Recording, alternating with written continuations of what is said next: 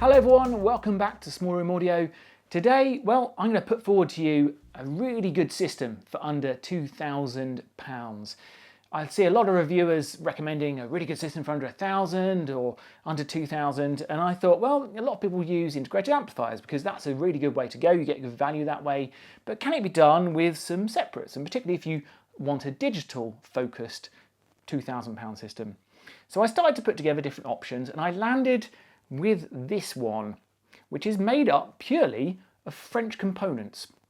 French components, I always used to think, were just pretty much like Focal, detailed and very good, but quite expensive.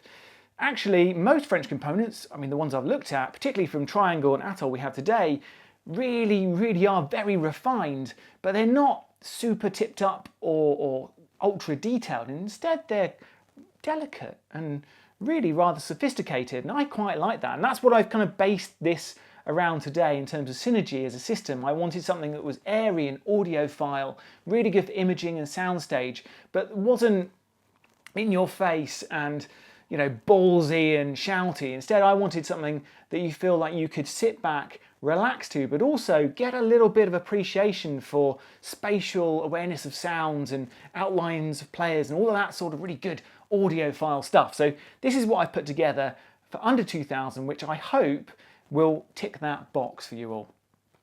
Also, it's worth noting that I've not gone the traditional way with this. Normally you would spend most of your budget on the speakers and then everything else would come second. I've done it the other way around. I've spent the most money on the streamer and the DAC, then the middle amount of money on the amplifier, and the least amount of money on the speakers. Why is that? Well, for me, these Borea Bro 2s in a small room, remember this is small room audio, are exceptionally good. Their imaging and soundstaging capabilities and their tone is brilliant. And I think they are a fantastic match for the Atoll gear here that we have.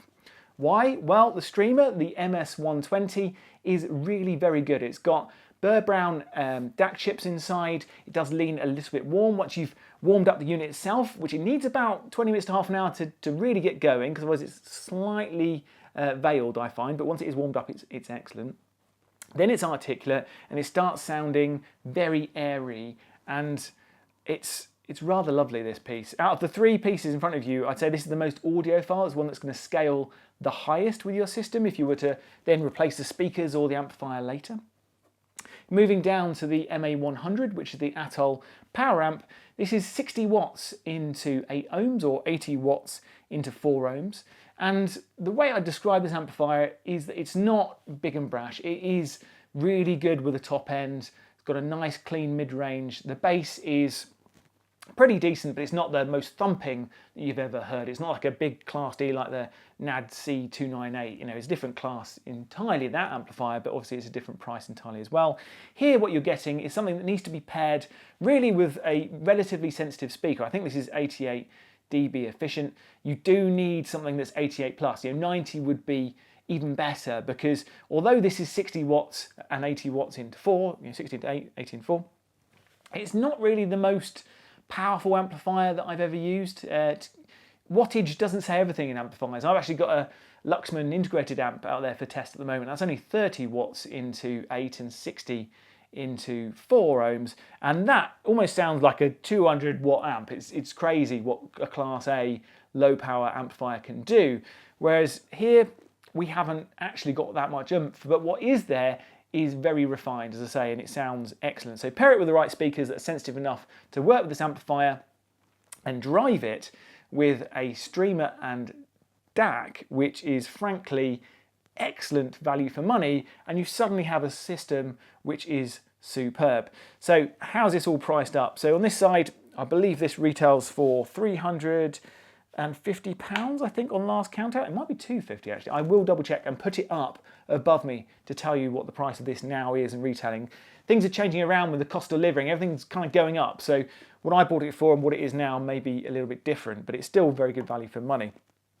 The Atoll, the MS120, Well, if you're going to buy it as a pair, they retail for £1,600 together. You get an offer to get them together as an Atoll system. And actually, if you were to buy them together, that is excellent value for money, because that on its own, I think, would be worthy entry just for the streamer for the level it's at. I would pick this over an Auralic any day of the week, if I'm honest, for sound quality, albeit it doesn't have the same feature set and also doesn't have the same perhaps resale value, but sound quality, yeah, the Atoll wins.